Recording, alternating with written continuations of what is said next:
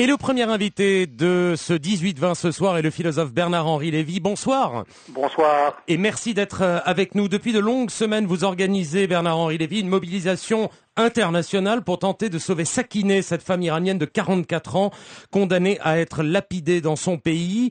Où en est-on de cette mobilisation ce soir? Quelles sont les nouvelles qui vous parviennent d'Iran? Écoutez, les nouvelles qui nous arrivent d'Iran sont de deux ordres. D'un côté, il semble qu'il y ait une partie non négligeable de l'appareil judiciaire et étatique iranien que cette mobilisation perturbe et qui soit décidé à en finir au plus vite et par conséquent à exécuter la sentence. Mais il semble aussi, c'est ce que nous disent en tout cas à la règle du jeu nos amis iraniens, qu'il y ait une autre partie de l'appareil politique qui au contraire est sensible au poids de l'opinion publique internationale, au poids de l'opinion publique iranienne, à cette espèce de sursaut d'indignation qui est en train de frapper l'Iran et qui par conséquent se pose des questions et notamment la question de la grâce. La règle du jeu, c'est le site internet sur lequel on a pu lire que Carla Bruni Sarkozy avait écrit à cette jeune femme pour lui apporter son soutien. Est-ce que vous pensez qu'une initiative de ce type, Bernard-Henri Lévy, peut vraiment faire évoluer les choses? J'en sais absolument rien, mais ce que je sais, c'est que si on ne faisait rien, alors là, à coup sûr, Sakineh Mohammadi Ashtiani serait lapidé dans le secret et le silence. Parce que l'argument éternel, mais est-ce que ça ne va pas avoir des contre-effets, je le connais. Mais ne rien faire, c'est ce qui est arrivé pour les deux jeunes gens de Kunduz lundi dernier, qui ont été lapidés dans l'indifférence générale parce qu'on ne le savait pas. Donc là, je crois qu'il y a une chance de sauver Sakineh, que ces 20 ou 25 000 Français qui ont signé déjà l'appel de la règle du jeu, les 200 000 Américains ou Canadiens qui ont signé, je crois que c'est une petite chose, mais que c'est peut-être une chance de sauver ce visage, de sauver cette vie et de sauver cette femme. Donc vous pensez qu'une mobilisation internationale bruyante est peut-être aussi, voire plus efficace que les discrets jeux de la diplomatie? Je crois que les deux vont ensemble. Je crois d'abord que c'est pas seulement une campagne bruyante, c'est une campagne massive. Quand on a face à soi des centaines de milliers de gens qui disent leur horreur que vous inspirent vos pratiques judiciaires, je pense que même dans une dictature autoritaire, cela fait réfléchir. Les mollahs sont des fanatiques, mais c'est des fanatiques avisés, c'est des bons stratèges. Ce sont des gens qui sont passés maîtres dans l'art de déchiffrer les signes de la géopolitique et de la diplomatie. Donc je pense que ce message, ils le reçoivent 5 sur 5. Quand par ailleurs vous avez parmi les signataires, en effet, la femme du chef de l'État, qui nous informe que son mari fera tout ce qui est en son pouvoir pour obtenir la grâce de Sakineh. Quand vous avez deux anciens présidents de la République française, Giscard d'Estaing et, je viens de l'apprendre il y a quelques minutes, Jacques Chirac. Jacques Chirac, je crois qu'il n'est pas très coutumier des pétitions. À mon avis, c'est la première depuis la pétition pour l'appel de Stockholm dans sa jeunesse, qui viennent de signer également cette pétition.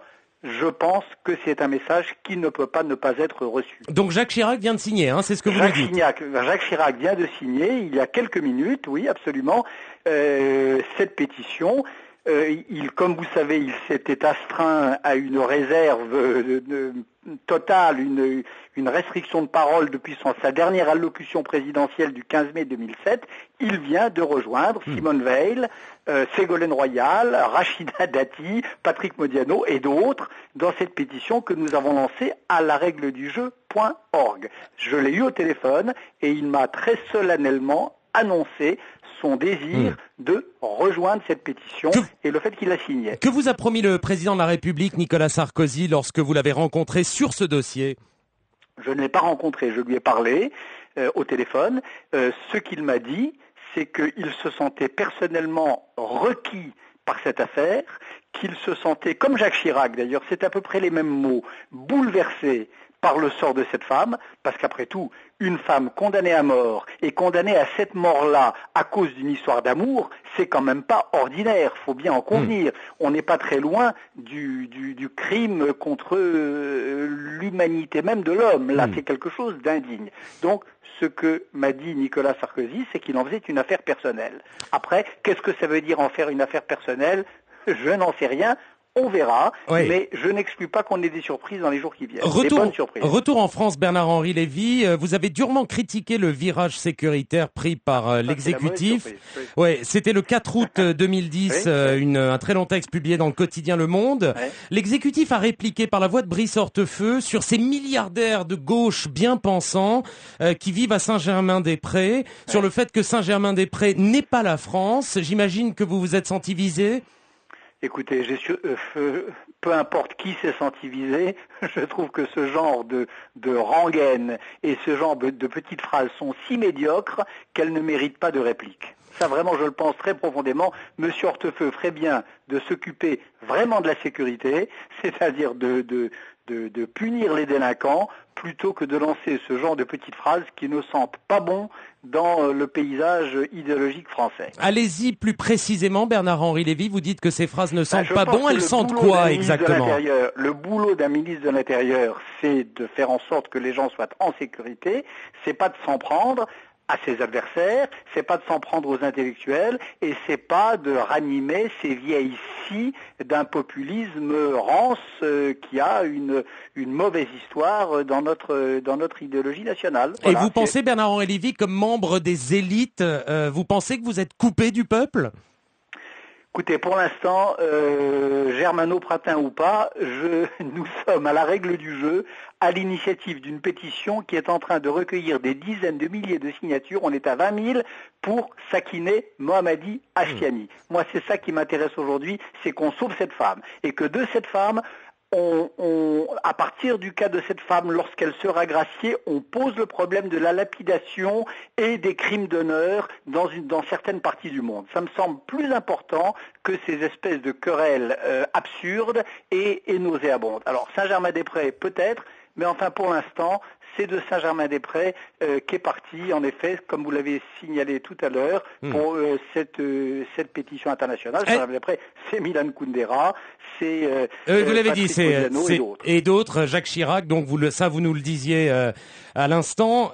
Est-ce que ces messages, dernière question, est-ce que ces messages et l'ensemble de la mobilisation internationale est parvenu à la connaissance de cette femme?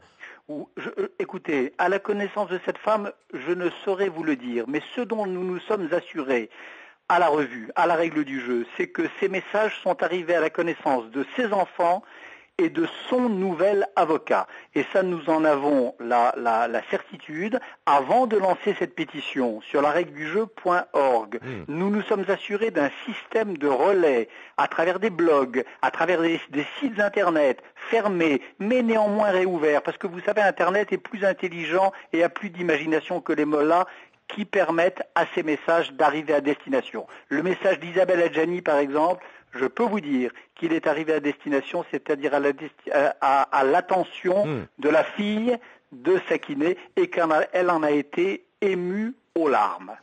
Bernard-Henri Lévy sur Europe 1, merci d'avoir été dans Europe 1 Soir avec nous. Il est 18h25, on change de registre. À suivre, Philippe Cavrivière.